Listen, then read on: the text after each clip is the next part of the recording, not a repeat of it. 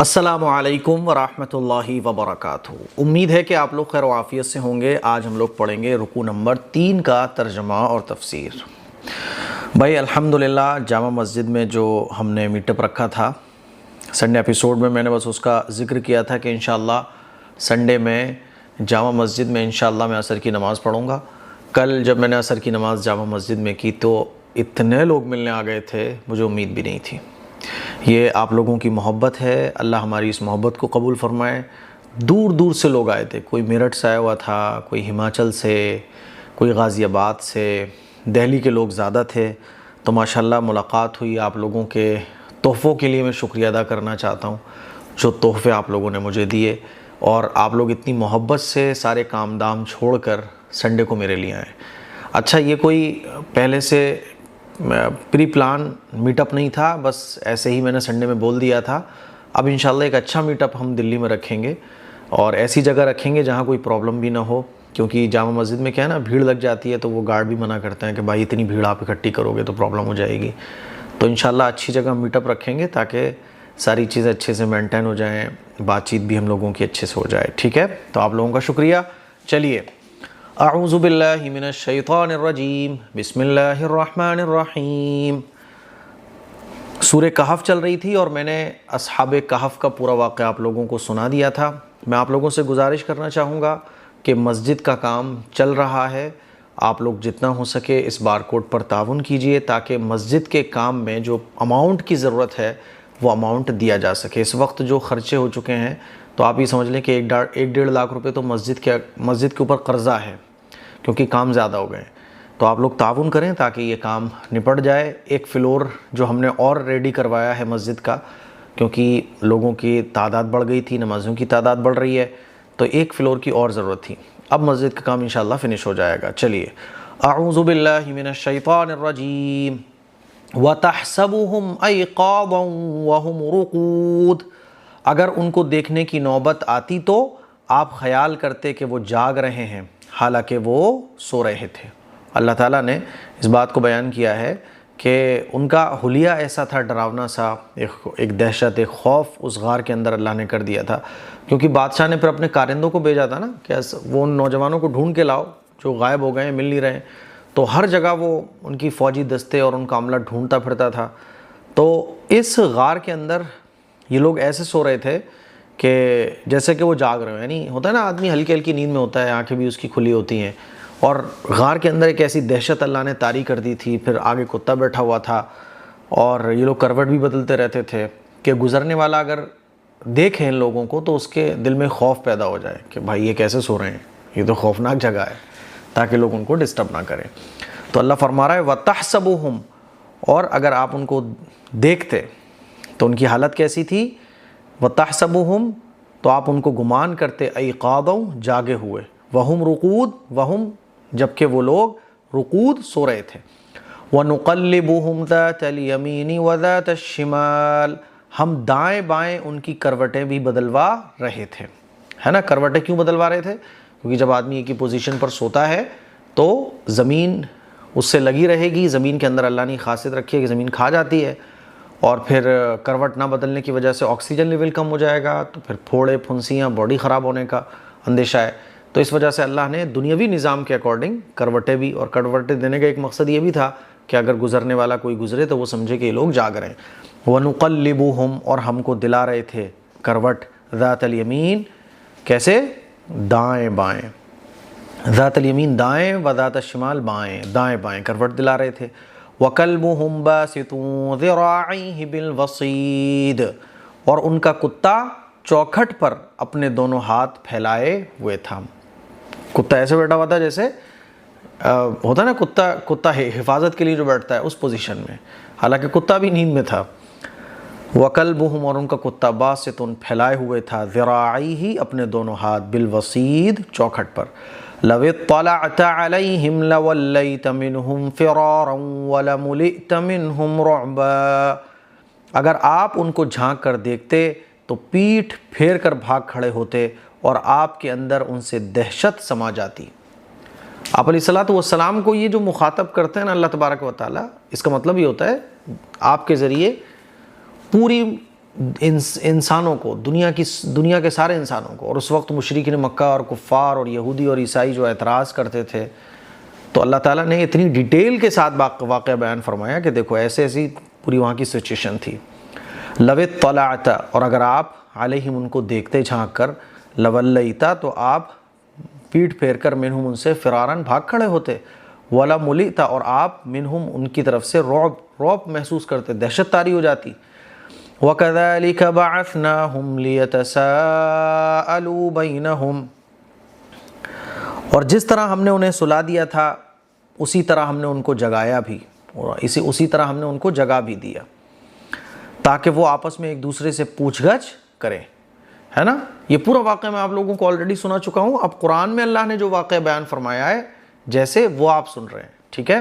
309 سال یہ سوتے رہے، 309 سال کے بعد یہ لوگ اٹھے، تو اللہ اس بات کو بیان فرما رہا ہے. وَكَذَلِكَ، اور اسی طرح بَعَثْنَاهُمْ، ہم نے ان کو اٹھایا، جس طرح سلایا تھا اسی طرح ہم نے ان کو اٹھا بھی دیا. لِيَتَسَاءَلُوا، تاکہ سوال کریں، بینہم ایک دوسرے سے. کس کے بارے میں سوال کریں کہ ہم کتنی دیر سو لیے؟ تو کسی نے کہا 1 دن، کسی نے کہا آدھا دن، کسی نے کہا 2 دن. قَالَ قَائِلٌ مِّنْهُمْ كَمْ لَبِثْتُمْ، تو ان میں سے ایک کہنے والے نے دریافت کیا تم کتنی دیر نیند کی حالت میں رہے ہوگے. قال، کہا، قائل، کہنے والے نے، منہم ان میں سے، کم لبثتم، تم کتنی دیر سوئے رہے ہوگے. قالوا لبثنا یوما او بعض یوم، ان لوگوں نے کہا 1 دن یا اس سے کچھ کم. قالوا، ان لوگوں نے کہا، لبثنا، ہم سوئے رہے ہیں، یومن 1 دن، او بعض یوم، یا 1 دن سے کچھ کم. اب آپس میں نہیں یار تھوڑا 2 دن ہو گئے ہوں گے، 3 دن ہو گئے، ڈسکشن چل رہا ہے کہ یار کتنے سو لیے، کیونکہ دیکھو سونے کے بعد ٹائم پتہ نہیں چلتا. ایک بندہ 7 گھنٹے 8 گھنٹے 10 گھنٹے 15 گھنٹے سو کے اٹھ جاتا ہے، اس کو ایسا لگتا ہے یار ابھی تو سویا تھا. تو موت کی بھی حقیقت یہ ہے کہ آخرت کے میدان میں جب آدمی اٹھے گا تو اس کو ایسے لگے گا رے ابھی تو زندگی میری تھوڑی سی تھی، پتہ ہی نہیں چل رہا ہے، خواب کی طرح ہے. قالوا ربکم اعلم بما لبثتم، کچھ اور لوگوں نے کہا تم کتنے دن سوتے رہے ہو، اس سے تمہارے پروردگار ہی واقف ہیں.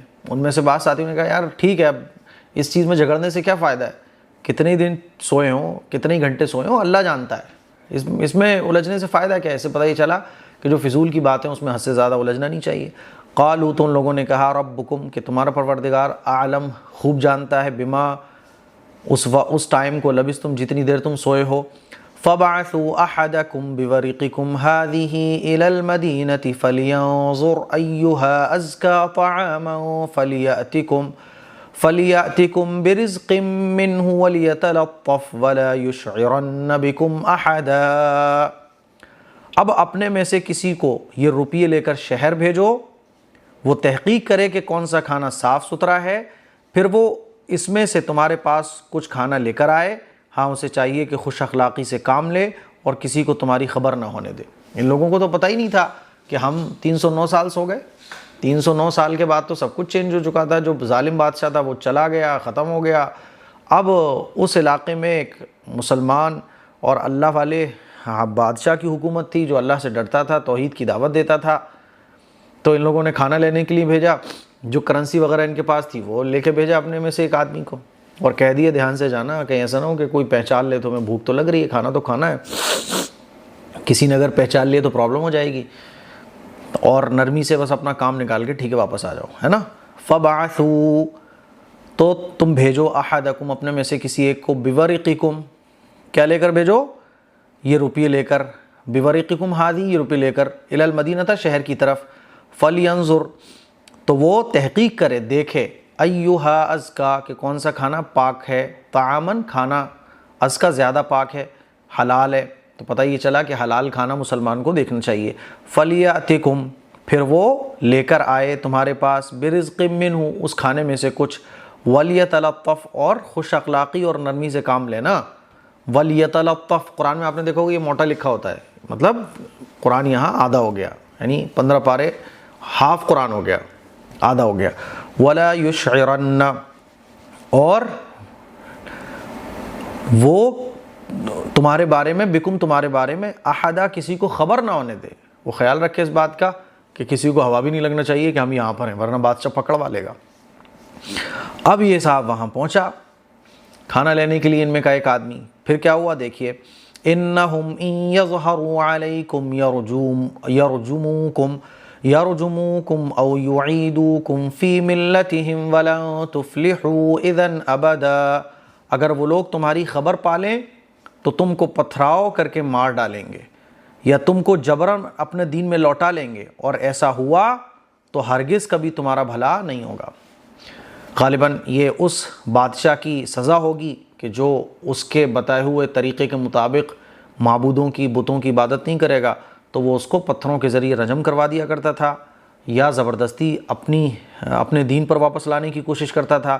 تو انہوں نے کہا کہ بھائی ٹھیک سے دھیان سے جانا, ایسا نہ ہو کہ تم مارکیٹ پہنچو, تمہیں کوئی پہچان لے اور ہمارے بارے میں پتہ چل جائے. اگر ایسا ہوگا تو کیا ہوگا کہ وہ پتھراؤ کر کے ہمیں مار ڈالے گا بادشاہ, یا جبراً اپنے دین میں لوٹانے کی کوشش کرے گا, اور واپس ہم اس کے دین میں نہیں لوٹ سکتے کیونکہ ہم تو ایک اللہ پر یقین رکھتے ہیں. کیونکہ ایک اللہ کو چھوڑ کر اگر ہم کسی کی عبادت کریں گے تو ہم کبھی فلاح نہیں پا سکتے. انہم ان یظہروا, اور اگر انہم بے شک وہ لوگ, ان یظہروا اگر پتہ چل جائے ان کو, علیکم تمہارے بارے میں, یرجموکم تو وہ تمہیں پتھروں سے مار ڈالیں گے, او یعیدوکم یا تمہیں لوٹا دیں گے, فی ملتہم اپنے دین میں, ولن تفلحوا تو ہرگز تم نہیں پا سکتے, اذن ابدا کبھی بھی کوئی کامیابی.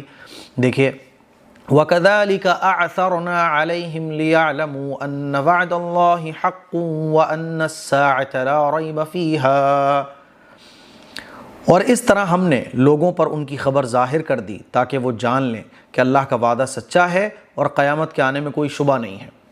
309 سال کے بعد حکومت ایک مسلمان اور اللہ پر یقین رکھنے والے بادشاہ کی تھی, لیکن اس زمانے میں بھی کچھ لوگ ایسے تھے جو یہ کہتے تھے کہ مرنے کے بعد دوبارہ زندہ نہیں ہوں گے.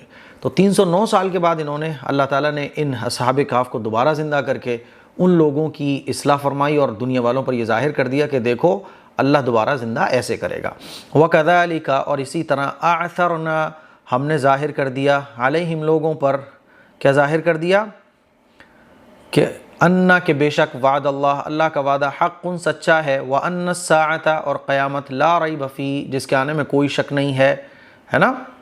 اب کیا ہوا کہ جب یہ کھانا لینے پہنچا, دکان والے نے کھانا دیا, اس نے یہ دیکھ رہا ہے بھائی سب کچھ چینج ہو چکا ہے, کیا بات ہے, سب کچھ ڈیفرنٹ لک میں نظر آ رہا ہے. 309 سال کے بعد تو سب کچھ چینج ہو جاتا ہے نا. ہم بھی اگر دیکھیں تو 50 سال پہلے ہمارا ایریا کچھ اور تھا, اب کیا ہے, پہچان نہیں پائیں گے 50 سال پہلے کا.